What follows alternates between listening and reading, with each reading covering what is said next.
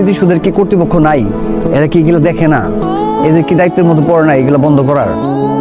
আমরা কিন্তু এই মুহূর্তে স্মৃতিসৌধের ভিতরে যে হেলিপ্যাড আছে এখানে টিকটকারদের খুঁজে বের হয়েছি। কারণ এই স্মৃতিসৌধের ভিতরে যে হেলিপ্যাডটা আছে এখানে কিন্তু নিয়মিত, বিশেষ করে ছুটির দিনগুলোতে বিকেলের দিকে প্রচুর পরিমাণ টিকটকার আসে।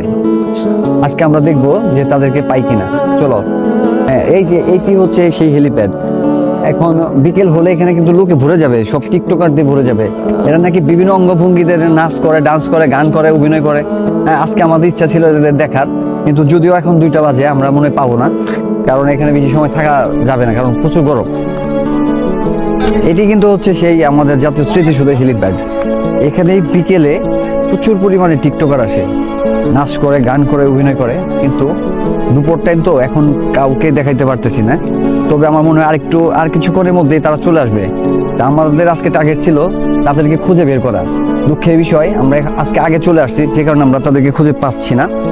আর আমার কথা হচ্ছে যে এত সুন্দর জাতীয় একটি স্মৃতিসৌধ, এটা হচ্ছে অনেক শহীদদের একটি স্মৃতিস্তম্ভ। তো এইখানে টিকটক করে কিভাবে? আর বিশেষ করে সতর্কবার্তা সেটা হচ্ছে, এই স্মৃতিসৌধের কি কর্তৃপক্ষ নাই? এরা কি এগুলো দেখে না? এদের কি দায়িত্বের মতো পড়ে না এগুলো বন্ধ করার? আমরা চাই যে এই জাতীয় স্মৃতিসৌধের ভিতরে এইসব টিকটক বন্ধ করে দেওয়া হোক। কারণ এখানে হয়তো বা অনেকে ফটোশুট করতে পারে, হালকা মাধ্যম ভিডিও শুট করতে পারে, বা জাতীয় স্মৃতিসৌধের অনেক কিছু আছে মানুষকে দেখানোর মতো। আমরা চাই আপনারা সেটা তুলে ধরেন। এমন একটা বিশেষ জায়গায় এসে আপনারা নাচ করবেন, ডান্স করবেন, অভিনয় করবেন, এটা আসলে হয় না। আপনাদের কি বিবেক নাই? বা এইটার কি, এই স্মৃতিসৌধের কি কর্তৃপক্ষ নাই? আপনাদের কি নজরে পড়ে না? আমরা চাচ্ছি আজকে ভিডিও করার উদ্দেশ্য হচ্ছে আমাদের ভিডিওর মাধ্যমে যেন আপনাদের নজরে আসে, আপনারা এই টিকটক বন্ধ করে দিবেন।